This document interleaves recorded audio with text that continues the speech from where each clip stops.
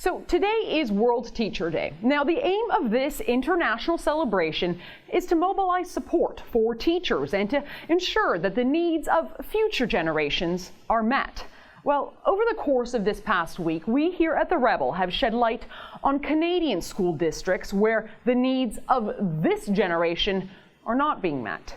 Access to information requests from Calgary and southwestern Ontario show a schoolyard scandal caused by an influx of Syrian migrants in our classrooms. Security concerns on campus. Syrian migrant students physically assaulting their peers, including the girls, threatening their non-Muslim teachers, and being intolerant of the Christian kids in their class. So even as the world today draws attention to the needs of teachers across the world, not a single mainstream media outlet in our own country has picked up this story involving desperate calls for more support from teachers in their own backyard. We've posted the Freedom of Information requests in full on our website, but Canadian journalists are to date too afraid to tackle the truth. But that doesn't mean that we here at The Rebel are about to censor our discoveries from our own investigations. So today, the third part to our series, Battleground Edmonton. Documents obtained from the Edmonton Public School Board reveal yet another region where schools are buckling from migrant policy pressures. Just like Calgary and southwestern Ontario, Syrian students in Edmonton are getting physical, acting aggressively in class. Here's one email from the 124 we obtained, which outlines the Syrian situation on the ground. The Mennonite Society in Edmonton, that's an immigrant settlement agency, has indicated that there have been challenges in Edmonton schools, with some youth demonstrating aggressive behaviors and, in some situations, being expelled from the school. And it's not just one or two of the schools with Syrian students. Several schools found similar problems with migrant students to be so bad that they felt it necessary to contact the board.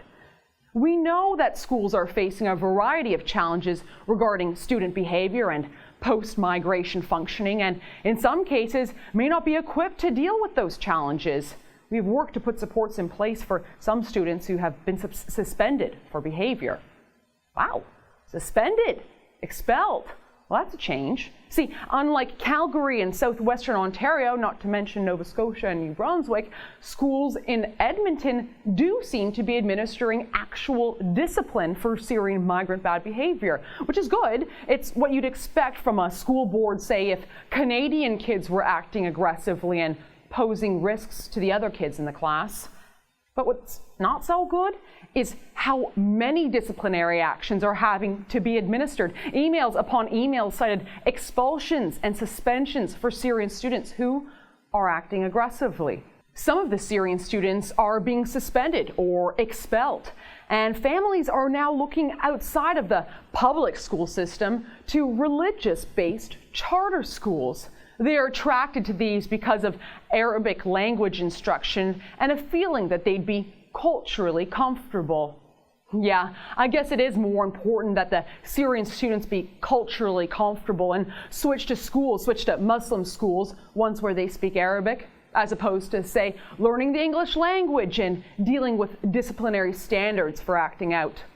Here's yet another email, one between board members and EMCN, that Mennonite group I mentioned earlier, that's very involved in the process of Syrian resettlement in Edmonton. As you know, the EMCN representative writes, Syrian students have already been expelled. Hundreds others are struggling. These children have come from a place of unimaginable trauma. The conflict in Syria is one of the most brutal conflicts in the globe. The refugee experience was, for many, re-traumatizing. We owe it to these children and their families to do better. That's fair enough. These kids did come from a war zone, and they came here with the promise of Canadian help. So a private immigrant settlement agency, they're advising, and rightly so, that the publicly funded Edmonton School Board, they have to do better. But do better how? Well, according to the EMCN, schools should not be disciplining the Syrian kids with the same standards that they apply to the Canadian kids. In one of the emails we obtained, an EMCN representative encouraged the school board to allow the agency to do more, quote, cultural brokering on the board's behalf, especially when Syrian migrant students' bad behavior is in question. Cultural brokering is what they call it. It sounds more like meddling to me, but here, you decide for yourself. In the email I'm about to show you, the EMCN rep gives a real-life example of the group's cultural brokering. She talks about one migrant student who posed a, quote, safety concern for youth in the classroom. Now, the EMCN rep says that the school tried to expel the migrant student who was posing a safety concern in the classroom, but according to the agency, that was the wrong decision. It wasn't until the EMCN came in and did some cultural brokering that things sorted themselves out. Here, see for yourselves. The family who were afraid of the migrants' behavior were at the point that they were ready to go public with their story. The school was trying to expel offending youth, and the families were about to withdraw their children from the school and put them in a private school. But then EMCN was able to convene a meeting with the principal, the assistant principal, and the concerned families. What resulted was a beautiful example of the power of cultural brokering, where the families were finally able to tell their story, share their experience, and shed light culturally so that they could finally do the right thing. The result of this cultural brokering is that there was no expulsion. The children are still in a school which they love, except that the safety issue was not addressed. Sorry, what was that last part? The safety issue was not addressed? So, to be clear, according to this agency, the solution for Edmonton schools is to keep the delinquent migrant students inside the classroom, not discipline them, and then not address the safety risks that they might pose. That is the EMCN's idea of a, quote, beautiful example of cultural brokering. That is the group currently advising Edmonton School Board right now, and an agency that apparently has the ear of the federal Liberal government. Documents reveal that Liberal Minister Amarjeet Sohi was happy to talk to EMCN.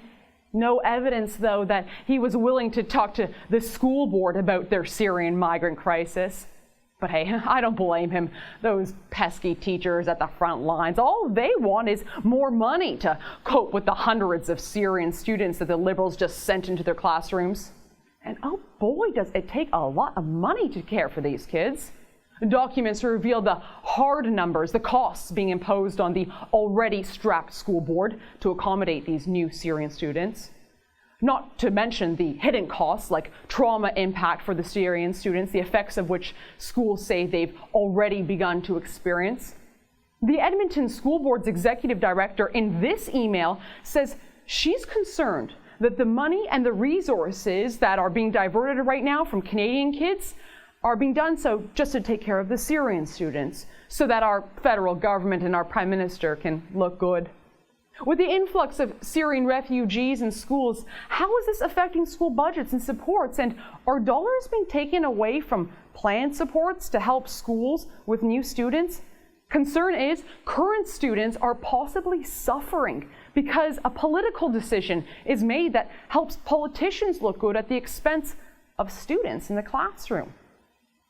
Canadian students are suffering, but that doesn't matter to Ottawa. So long as politicians make good on their ill-considered campaign promises, that's what really matters. Folks, these aren't my words. These aren't my ideas. What I have shared with you today is coming straight from the school board itself, from people who are actually aware of the Syrian scandal taking place on Edmonton schoolyards, because they are there. They live this new reality. Unlike the folks on, say, Parliament Hill, many of whom no doubt send their kids to private schools where things like abuse and aggression from Syrian migrant students is not a part of their daily struggle. Now, a personal note before I let you go. Our politicians might not want to hear you out, but I do. I have been tracking these scandals for 6 months now, and it all started with one tip from a single concerned parent. The Edmonton School Board, much like the others before them, will not provide me with any comment. They're afraid. And the mainstream media won't report on this story because they prefer to pretend it's not happening.